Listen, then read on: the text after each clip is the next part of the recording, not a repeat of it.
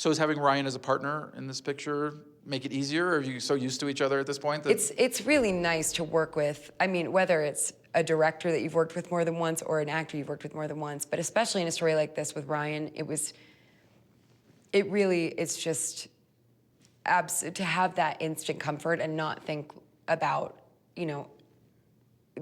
creating that, that sense of knowing each other is really, really comforting. And it's a friend and someone you trust. And with him, I mean, he's just so talented that there's never, you're always sort of, at least it just felt like I always was getting to work with someone that I really admire. So it's, yeah. Do you feel like chemistry in terms of what ends up showing to everybody else on the screen? Do you have a sense that that works? I have a sense of like a feeling of teamwork with him, I guess, which is maybe the same thing as chemistry, maybe different. Like I feel very supported by him when we're doing scenes together, which is so kind of wonderful. Like that, they were talking about, we talked a lot about Gene Kelly and Fred Astaire, and Ryan is very Gene Kelly-ish. He's, very masculine, and not that Fred Astaire is not, but Fred Astaire learned to dance with his sister, and he was like the greatest partner dancer ever. He really danced to help the people he was dancing with look good. And Ryan has that real Fred Astaire kind of like very generous quality to him as an actor, I think. I think that everybody he works with, he lifts them up in a very selfless way, all the while he's so brilliant himself. And so it's a very wonderful thing he does.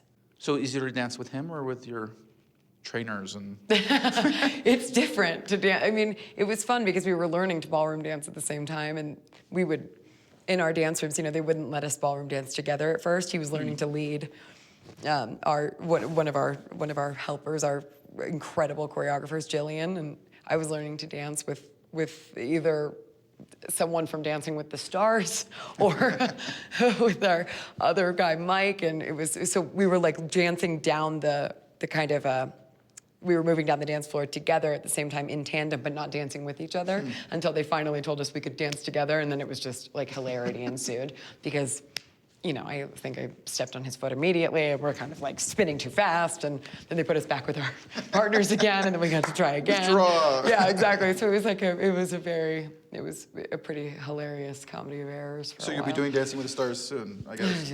I guess. It's I mean, a big career move. I'm gonna have to, but I'm gonna be a trainer.